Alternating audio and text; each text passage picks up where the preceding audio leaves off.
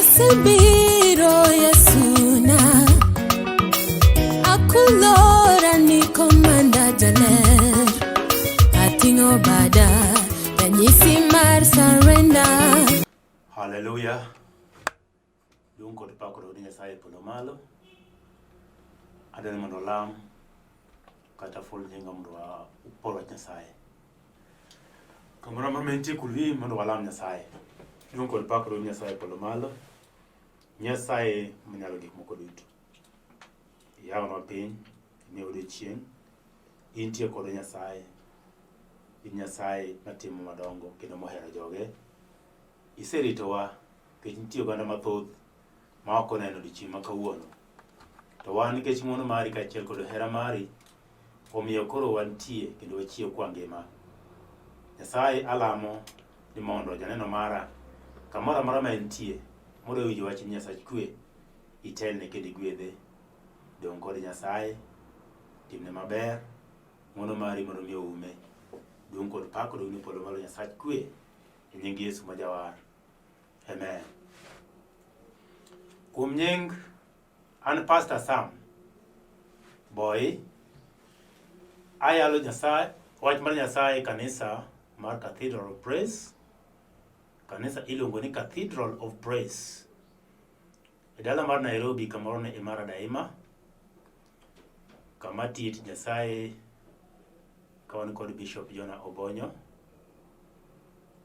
Antie dala mar Nairobi seche machalo kamagi. To kuom nonro kar dak mara kama nyuola Homa Bay County, Ndiwa Sub County. Kanyo iluongo ni Asembo Kanyikela Rangenya School. Dong' kod pak ni Jehova polo malo nikech Nyasaye mangima, Nyasaye majaber. O Nyasaye matimo maber ni ji duto. Jok mohere kamoro ma gintie magiluongo ni Jehova. Jehova ok nowegi. Jehova nobed kodgi ndalo duto. Adwoko ni Nyasaye erokamano thuolo makende. Thuolo machalo kama ma Nyasaye osemiyowa mondo mi wapor wachne.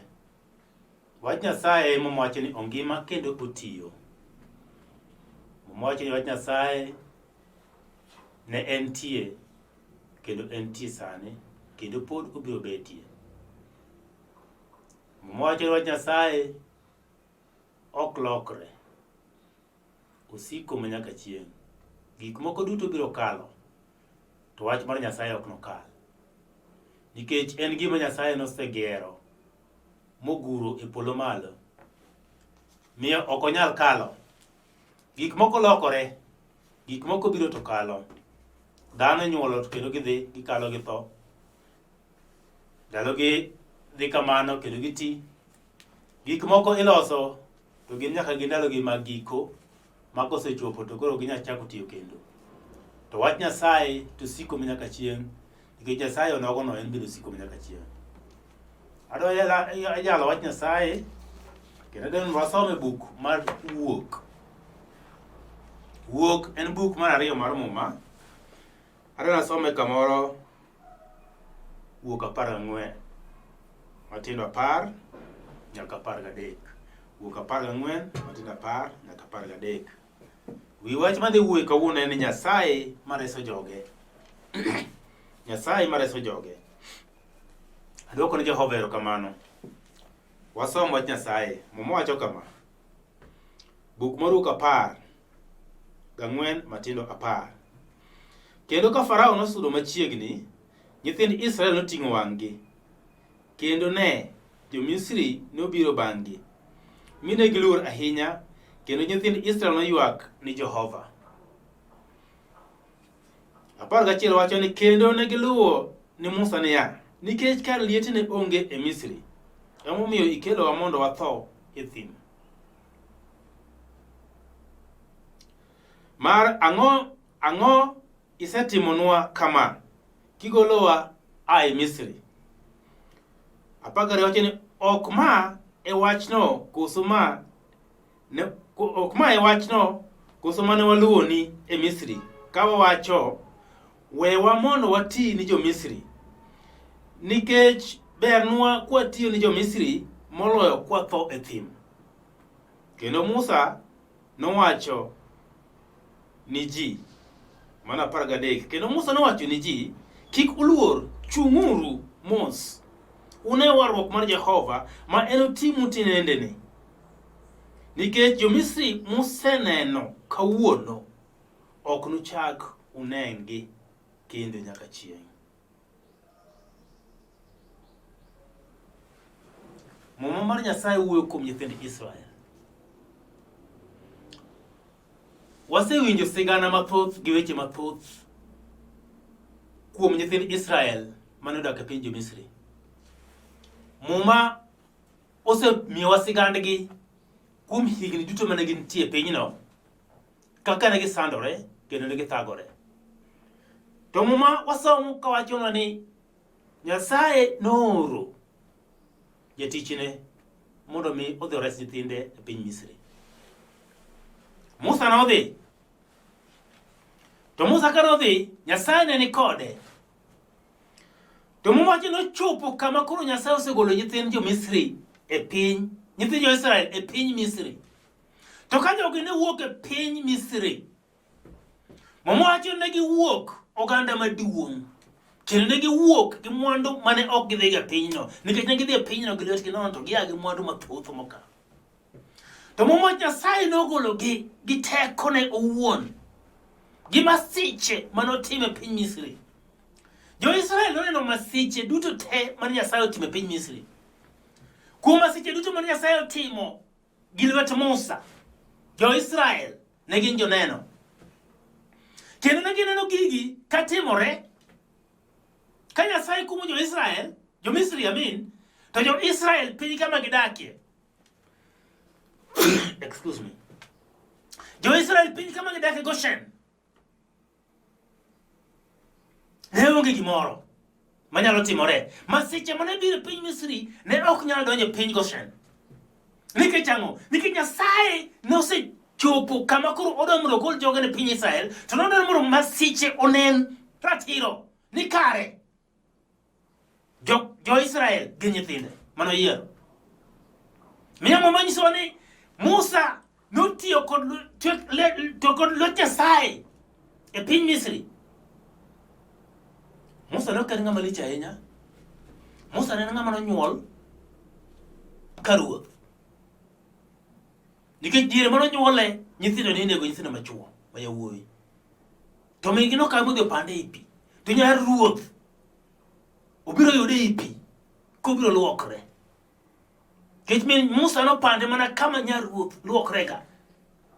En teko mar Nyasaye manomiyo odhi okete kama nyar ruoth luokre. Nikech miyo moro amora mane nyuolo nyathi ma wuoyi ne nigi luoro gi kihondko, nikech onge nyathini dhi negi. To mama ni en kar paro nyathina nyalo negi. Kwanza ka tiere kar nyathi kama nyar kingi luokre, inyalo negi mayot. En ok oparo mano, oparo mani kadhi akete kacha to nyar kingi biro yude makaye madhi kode, nyathina ok bi negi. Paro mar negi chane onge pache, nikech ne en chenro mar Nyasaye mondo mi Musa obed mangima sama ji tho. Bende ng'e Nyasaye nyalo gi chenro seche ma chandruok odonjo, seche ma thoch odonjo, seche ma weche odonjo matek maluwore kod ji, matieko nyaka oganda, matieko nyaka tieng', matieko nyaka mier kaachiel kod pacho. Bende ng'e ni nitie seche moko ma Nyasaye nyalo luori kendo tuoti midong' kanyo ka in ng'at achiel, kendo Nyasaye nitie kodi kod lengo. Nyasaye nitie kodi gimomiyo. Kata seche mowuoyo seche ainagi, nitie gimomiyo in pod nitie kendo iwinjo duonda. Nikech Nyasaye nitie kodi gi wach. Entie kodi gi lengo moro mondo itim. Ma ka ok itimo, to onge ng'ato machielo ma Nyasaye dwaro matim, nikech in ema dwaro mondo itime. Momo wacho ni Nyasaye nokelo masiche 10 e piny Misri mondo ging'e ni ka Nyasaye nitie, to Nyasaye mok nyal piemro godo. To Nyasaye nokone abiro keto chuny Farao mondo mi obed matek, mondo mi kik owe udhi. To nitie achiel kuom honni mabiro timo, masiche mabiro time piny Misri, achiel kuomgi mogik mar 10 nomi uwuogi. Bende ng'eni nyalo bedo od twech, kama jachien osetweyi higni gi higni. To nitie mana achiel kende ma Nyasaye biro timo e kit ngimani. Kida achiel kende, hona achiel kende ma Nyasaye biro kelo e kit ngimani, ma biro loko gik moko duto te. Ma puodhri mibed thuolo. Sa mar Nyasaye en sa mar Nyasaye. Sa mowinjore sa mowinjore. Nyasaye nitie kod chenro motiyogo. Miyo mama konwa ni Farao kane owinjo ni piny Israel dwa dhi, to nokone ngang' onge kumodhiye. To Nyasaye ne nitie kod chenro mare ma kochopo to kata Farao onge kod teko. Farao ne en mfano, ranyisi mar jachien ma kedo kod Nyasaye kaachiel gi teko mar Nyasaye, kendo kedo kod jo-Nyasaye. To Nyasaye nonyisogi ni en Nyasaye kendo entie kod teko ewi loch ka loch. Onge gima nyalo tame. Omiyo mowacho ni kendo Farao nosudo machiegni. Nyithind Israel noting'o wang'gi kendo ne jo-Misri nobiro bang'gi mine giluor ahinya. Kendo nyithind Israel noywak ne Jehova. Nikech sama ne gisewuok ma gichomo dho nam makwar mondo mi giidh loka cha, giyudo ka nam opong'. To Nyasaye nochikogi kama nong'eyo ni ka gichopo kanyo to ok ginyal kalo gi teko giwegi.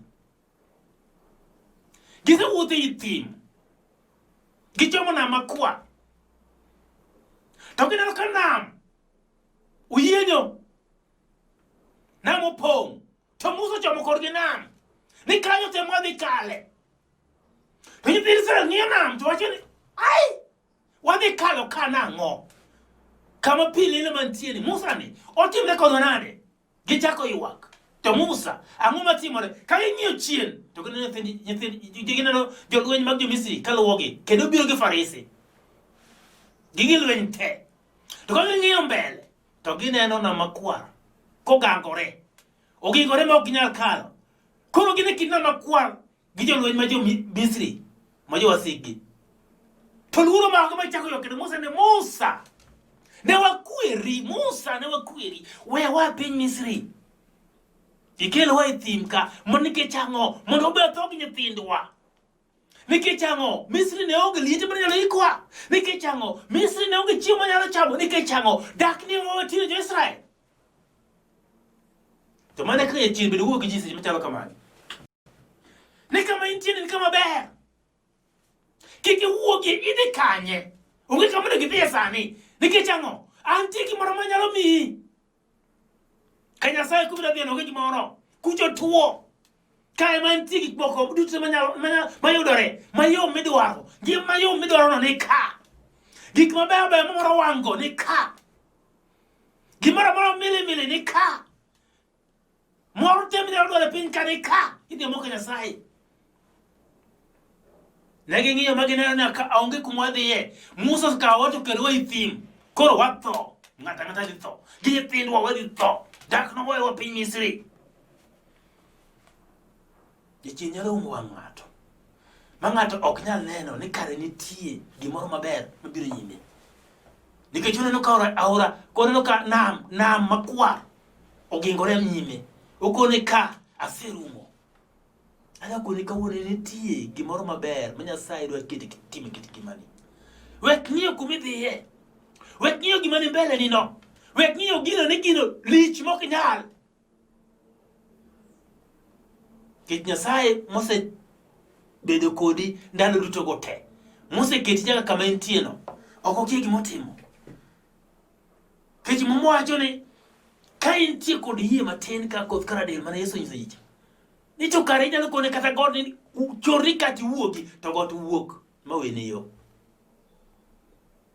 Inyalo kata kawo nam migol kama ichor kucho to chorore. Mano e gima ne Musa otimo. Mowacho ni ka gineno nyithind jo-Misri ne giywak ne Musa malit ma gikono ni koro wasetho gi nyithindwa e thim. Adwa koni kawuono ni kik ipar ni gimiwacho Nyasaye ok winji kata okia. Ong'eyo kendo winjo. Miyo nyithind Israel nonyiso Musa ni wabiro tho e thim. To Musa ne okelo gi tho e thim. Musa ni Nyasaye manokoro ni kol joge na itergi piny manase chingo negi piny mopong' kod chak kaachiel kod mor kich. Musa ne tergi e thim mondo githo. Musa ne tergi e nam makor mondo githo. Musa ne tergi piny mopong' kod chak gi mor kich. Donge neno ka dhogi gik miwacho pile ka pile gimna kuom makuomi. Donge neno ka gimisebedo kiwacho nyalo lokre kuomi mabed gimoro kaka kit ngimani, nyalo bedo kodhi kit ngimani. Nikech kiwacho adieri, nyithind Israel nodhi motho e thim maonge moneno kanan kata achiel. Nikech ang'o? Nikech ne gisewacho gi dhogi wegi ni tikelo mondo watho ka nyithindwa. Mawacho ni jok manoa Misri te ji ariyo kende moneno Kanan, Caleb kod Joshua kende. Modong' notho e thim te. Nikech ang'o? Nikech ne gisechako ywak ni okelgi githo e thim. To Nyasaye wuoto nosekonegi ni mondo udhi e piny mana singonu. Dak ne gibedo gi yie ni adieri Nyasaye osegolo piny Misri. Wadhi chopo, wabuotho mwachop nyaka piny Musa singonwa. Piny mopong' kod chak kaachiel kod mor kich. Mwacho nang'o? Mwacho ka gineno nyithind Israel noneno jo-Misri kosechopo to ne giywak ne Musa. Nikech ng'ama ne ging'eyo nogologi e piny Misri ne en Musa. Gikoni to karang'o? Maka jok mage mosechopo kagi. Mwacho 11 niya, kendo ne giluwo ne Musa niya, nikech kar liete ne onge Misri. Emomiyo ikelowa mondo watho e thim. Mar ang'o isetimonwa kama kigolowa e Misri? Jachien nyalo keti kamoro ma ka Nyasaye dwa goli siro ni tek, ok idwa wuokie. Ineno ni ber kama intieno, ok idwa wuokie. Nikech jachien oselimo loko pachi, mosedino nyaka wang'i, moseketi kama koro pachi ok ti maber. Koro ineno ni kama intieno en kama oromre kodi. To ka Nyasaye dong' nogoli kanyo, ochako teri kendo e atua machielo. To in ok ine, igori gi Nyasaye, gi wach Nyasaye. Ok ine, Nyasaye dong' nogoli kama intie. Nyasaye dong' nogoli e manyo tich, mondo mi tich.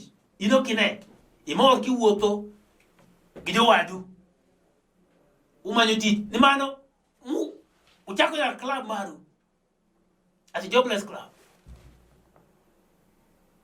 Nikech onge kamineno beyond manyo tich. Kendo utamore, ok inyal kendo. Ok inyal kendi nyathi manyako nikech ang'o? To nikech ineno ni kama intieno rahano ber moloyo ng'at kanie ode. Adwa koni kawuono wakonyi nikech abiro ka mondo wakonyre. Nitie Nyasaye mane polo malo, to en ma wachne oromo. Kosewacho no bro time to bro time.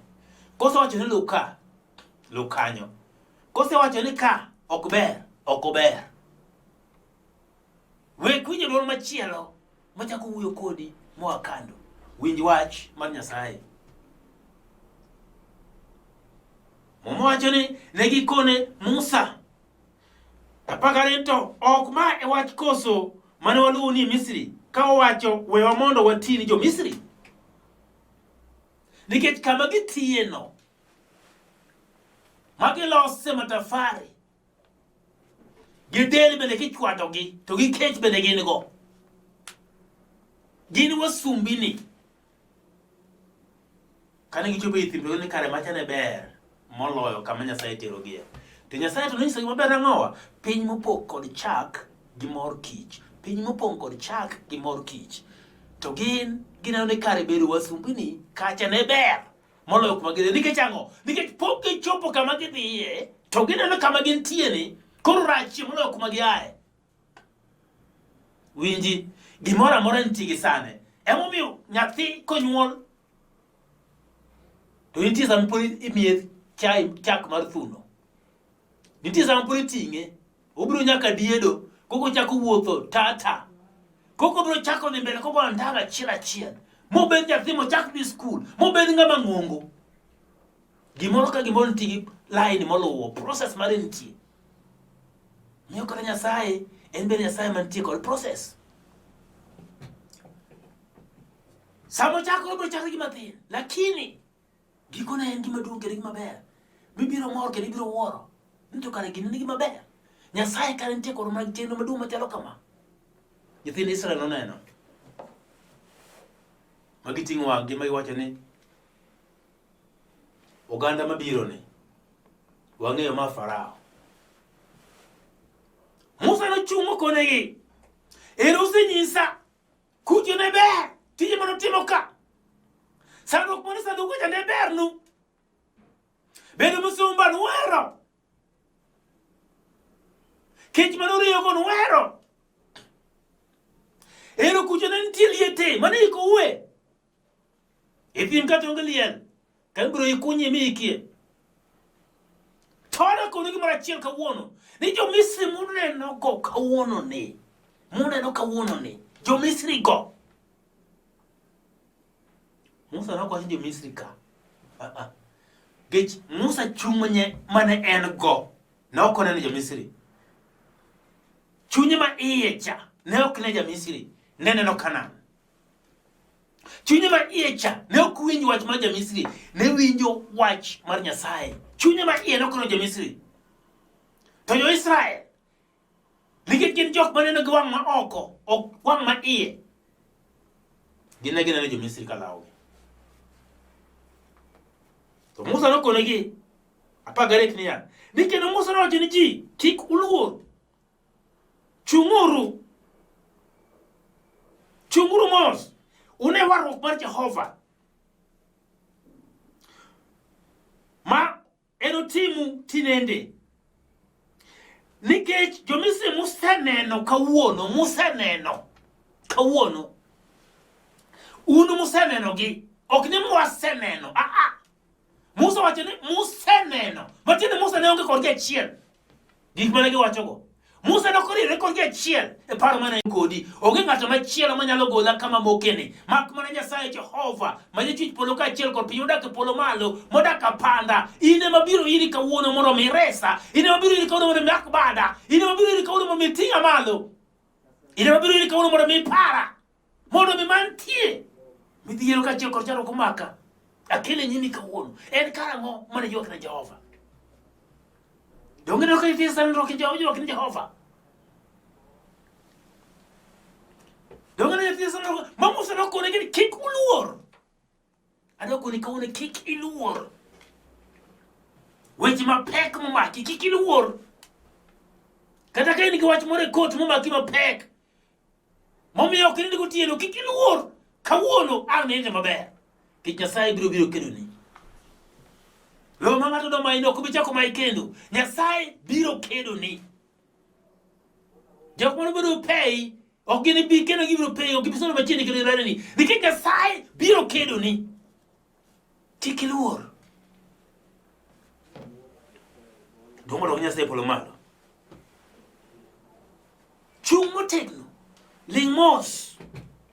Une warruok mar Jehova. Hallelujah. Nyasaye nitie kod teko. Mar tieko. Teko duto te. Manyalo temo mondo oket jogene. Onge teko matek manyalo tamo Jehova. Antie ka mondo anyisi ni nitie Nyasaye manyalo. Dhano nitie gi giko mare gi rem mare. Nyasaye onge kod rem mare. Nyasaye onge kod giko mare. Nyasaye nyalo nyaka matek. Madhano neno ni omoko kabisa. Ok nyalre. En wuon kende manyalo nyalo. Janeno mara iparo nang'o seche machalo kamagi. Nyasaye nitie kodi kod wach. Adani mlalami kodi. Adani mlalami kodi weche matek mosemoko e kit ngimani. Kodo beni en tuo. Kodo beni en dhier. Kodo beni gin jo wasigu joma lawre kodi. Jomoko dhi nyaka ka jondagla. Jomoko manyo gi yore te mondo gimany nawi. Mondo gitieki go. Ada koni nitie Nyasaye mipodho malo maneno duto. Wachno watere nyime. Duto biro nyalore. Adem lam kodi. Lam kodi zipitalo kamagi. Kamaro menti kulwi walam Jehova. Nyasaye mangima. Teko duto nitie kuomi. Loch nitie kuomi. Nyalo duto te ni kuomi. Wantie kod geno. Kaachiel kod yie. Nyasaye ma ok lokre. Nyasaye manyoro matinende manyaka chieng'. Nyasaye mantie kendo mapod biro bedie. Amiyo nyingi duong' kendo kuniro kamano. Janeno mara osewinjo wachni. Nyasaye wachni asechiwo. To ng'at mantie kod paro moro ni ento wechene oserumo. Nyasaye dwani mi lok parono mondo ming'e kare intie Nyasaye mangima. Ng'at maneno ka wechene oserumo osedhi marach. Nyasaye akwayi ni kawuono lokie mondo gibede mabeyo. Nikech Nyasaye manyalo gik moko duto. Duong' kod pak ni polo malo e nying Yesu ma Jawar. Amen. Dalamo kodi kapok yudo Yesu. Mondo yudo Yesu kendo ing'e Jawar. Arene wach kama, wach Ruoth Yesu. Abiro nyimi mondo miwara ing'won richo na duto te. Aja richo. Tere mi ikaw chunya mondo miket kama ler. Abed jatijni. Anagoni erokamano kendo napaki kendo nadendi ndalo duto. E nying Yesu ma Jawar. Amen. Asewacho ni an Pastor Sam Boyi. Adami namba na mar simu. En 0722 944 623. 0722 944 623. Nono abiriyo ariyo ariyo. Ochiko ang'wen ang'wen. Auchiel ariyo adek. Entie screen. King'iyo bo screen kanyi biro neno namba na. Kaw namba no. Kiki flash. Go na simu. Ki flash to kabe go nikech kabe ng'eni ng'ama ma flash. Kech nyingi ok biwuok e simba. Aonge gi namba ni. Koro go simu. To wach machandi walosi kech Nyasaye nyalo gik moko duto. Walamo to Nyasaye biro timo maber. Duong' kod pakoro gi Jehova polo malo. Amin. Nyasaye duong'. Adwoko erokamano. Nyasaye mondo gwedhi. Idong' kod hawe kaachiel gweth ma Jehova. Shalom. Amen. Ating'o bada ranyisi mar surrender. Achiwo chunya duto te. Arangi akwayi